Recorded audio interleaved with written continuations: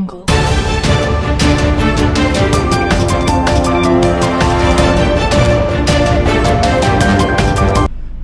દર્શક મિત્રો, દરેક વ્યક્તિને આપણે સમજાવી નથી શકતા અને દરેક વ્યક્તિ આપણને સમજી નથી શકતા.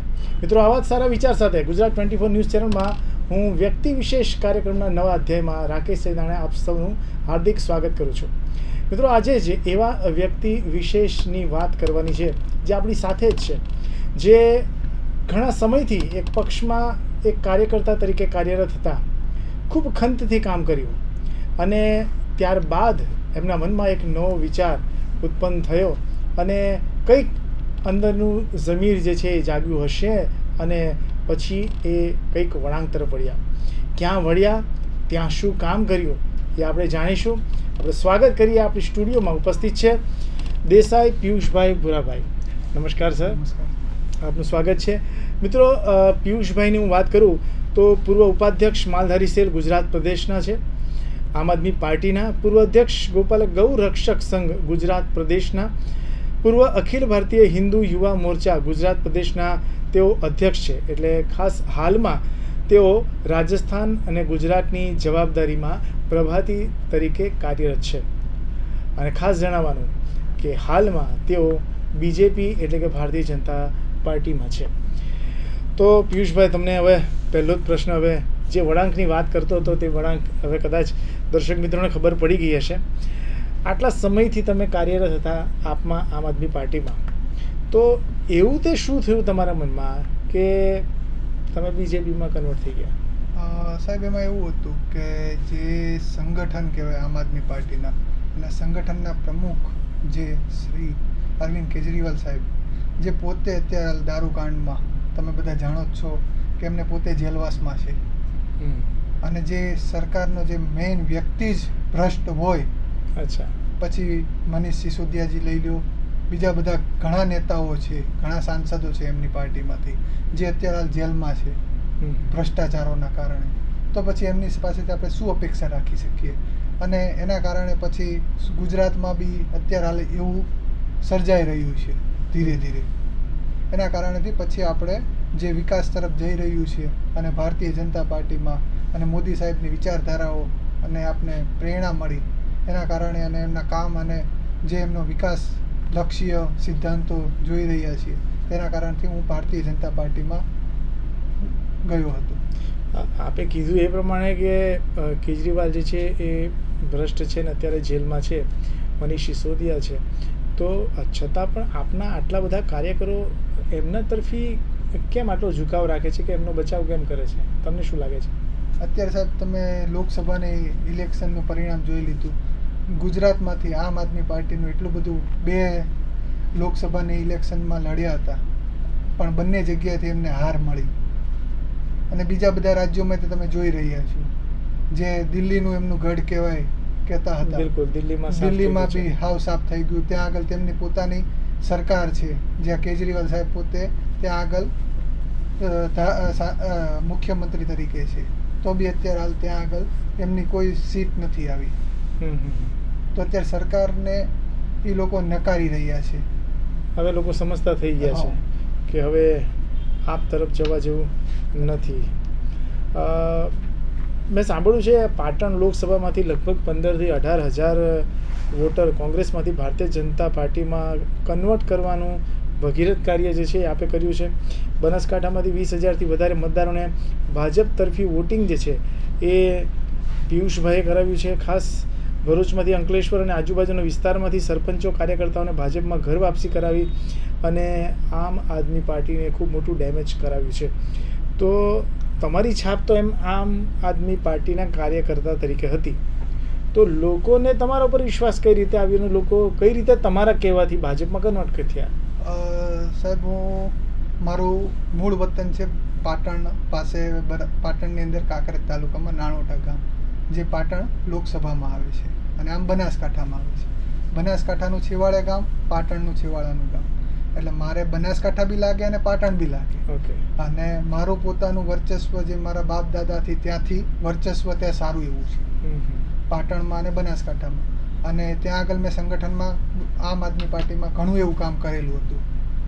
અને સુરતની અંદર વિધાનસભામાં મારી પાસે 5 વિધાનસભામાં મેં ઘણું એવું કામ કરેલું હતું અને એના ત્યાં આગળ લોકોને મારા ઉપર થોડોક વિશ્વાસ અને ત્યાંથી મૂળ આવું છું એટલે એ લોકોને પણ જુસ્સો મેં અપાવ્યો અને જે મોદી સાહેબે જે કામ કરેલું છે અને જે કોંગ્રેસની અંદરથી અમને ભલે બનાસકાંઠામાંથી એક દુઃખ છે કે ત્યાંથી અમને લોકસભામાં અમે હારી ગયા પણ પાટણમાંથી અમે જીતી શક્યા છીએ અને ત્યાં આગળના લોકોને મેં અને સરપંચોને અને જે અત્યારે જે હવાની જેમ હતું કે ભાઈ ક્ષત્રિય આંદોલનને આ તે પણ એમાં આપણે ક્ષત્રિય સમાજને સમજાવ્યા અને એ લોકોનો આપણે ભાજપ તરફી પાછા સમજાવીને એ લોકોને ભાજપ તરફી લાવી અને એમના વોટિંગ કરાવેલું અને એમાં ઘણા સરપંચોને ઘણા આગેવાનો સમાજના એ લોકોને આપણે કન્વર્ટ કરીને ભાજપમાં લાવેલા છીએ.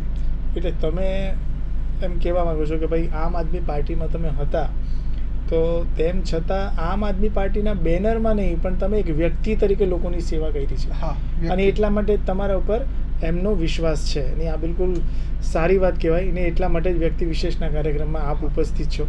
હવે તમને પ્રશ્ન એ કરું, હવે તમે એ પાર્ટીમાં હતા એટલે કહું છું કે આમ આદમી પાર્ટીનું ભવિષ્ય તમારા મતે શું દેખાઈ રહ્યું છે તમને?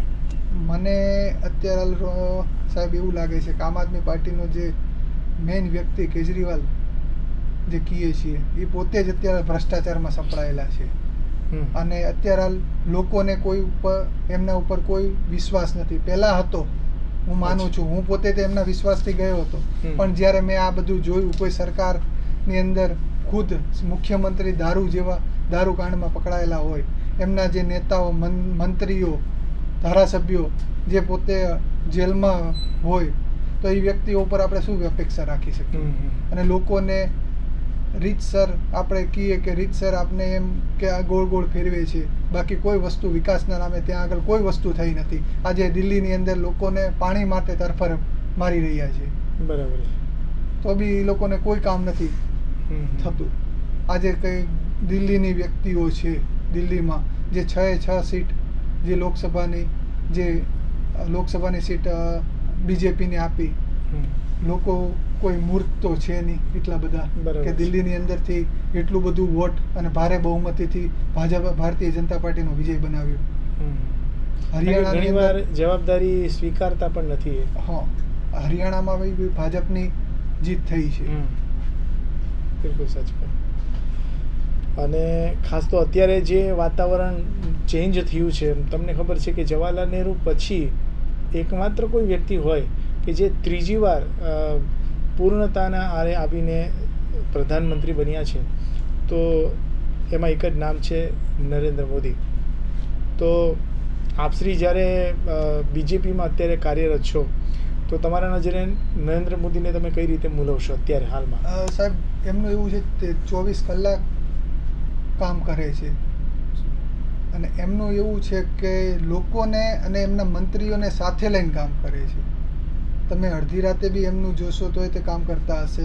દિવસમાં ખાલી 4 થી 5 કલાક આરામ કરે છે, બાકી ગમે ત્યારે ફૂલ એક્ટિવ વ્યક્તિઓ છે. અને દેશ વિદેશમાં જઈએ તો બી ત્યાં આગળ પહેલાં આપને કે ભાઈ ઇન્ડિયાના માણસો છીએ કે ભારતના માણસો છીએ એટલે આપને ધિક્કારતા હતા. અત્યારે હાલ આપને પ્રેમથી આદર સહકાર આપે છે.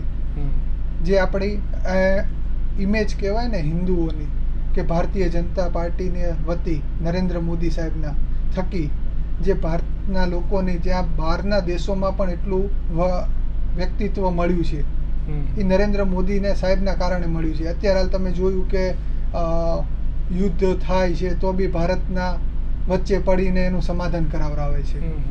જ્યારે પહેલાં તો આપણે કોઈ બી આપણા ત્યાં આગળ અટેક કરતા તો આપણે અમેરિકા પાસે જતા કે સાહેબ મારે આવું થયું છે તો તમે પાકિસ્તાનવાળાને સમજાવો. એની જગ્યાએ અત્યારે હાલ પાકિસ્તાનવાળા સામેથી જાય છે કે ભાઈ ભૂલ થઈ ગઈ છે અમારી, તમારે સામે અમે પડ્યા છીએ. બિલકુલ બિલકુલ સાચી વાત છે.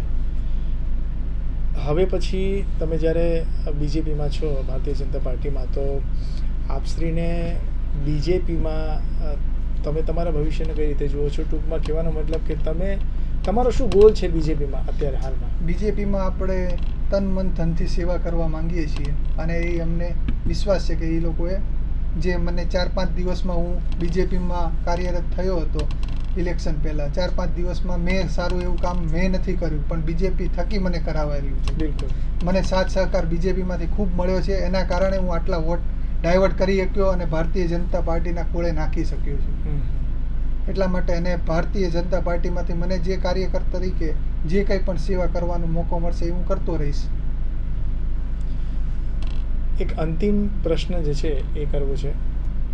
અત્યારે ઘણા બધા દર્શક મિત્રો જ્યારે આપણને જોઈ રહ્યા છે ત્યારે હું ચોક્કસ મને વિશ્વાસ છે કે એવા પણ યુવાનો આપણને જોઈ રહ્યા છે કે જે યુવાનો ખરેખર એ દ્વિધામાં છે, એ મૂંઝવણમાં છે કે આજે કયા પક્ષને આપણે મત આપવું. જો કે અત્યારે ઇલેક્શન થઈ ગયું છે અને પ્રધાનમંત્રી ચૂંટાઈ ગયા છે, પણ છતાં પણ મનમાં જે અત્યારે ફર્સ્ટ વોટર નીકળશે આ વર્ષે, તો દરેકના મનમાં કંઈક ને કંઈક, કદાચ યુટ્યુબમાં કોઈ નરેન્દ્ર મોદીના વિરોધમાં બોલે તો તરત જ એ વ્યક્તિ જે છે એ નરેન્દ્ર મોદીના વિરોધી થઈ જાય. કોઈ વ્યક્તિ એના વખાણ કરે તો વખાણના કારણે એટ્રેક્શન એનું આવી જાય. આમ આદમી પાર્ટી વિશે કોઈ વિશેષ બોલે, કોંગ્રેસ વિશે કોઈ વિશેષ બોલે, રાહુલ ગાંધીને કોઈક સાંભળે, તો આ દરેકે દરેક બાબતો જે છે એ સાંભળીને વ્યક્તિ જે છે એને નોલેજ નથી હોતું એટલે એ તરફી થઈ જાય છે.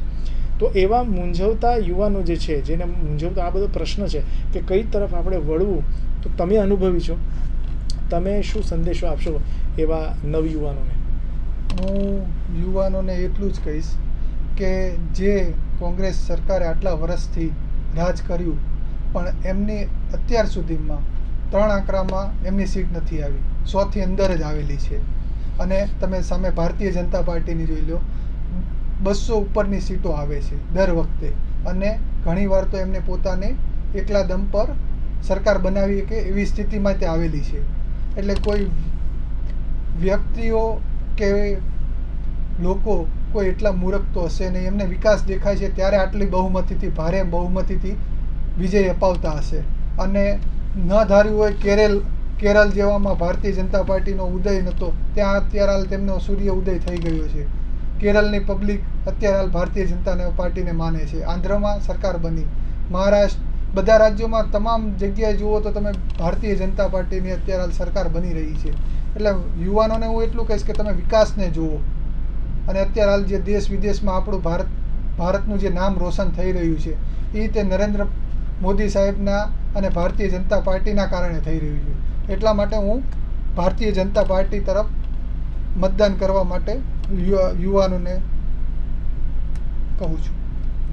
નહીં, બિલકુલ સાચી વાત તમારી કે અત્યારે કદાચ કોંગ્રેસ અને ભાજપની અત્યારે વાત કરીએ તો કોંગ્રેસ અને ભાજપ એ બે એવા વિદ્યાર્થીઓ છે કે કોંગ્રેસ એવો વિદ્યાર્થી છે કે જેને 40% આવવાની ઈચ્છા હતી અને જેના 60% આવ્યા છે એટલા માટે ખુશ થઈ ગયો છે.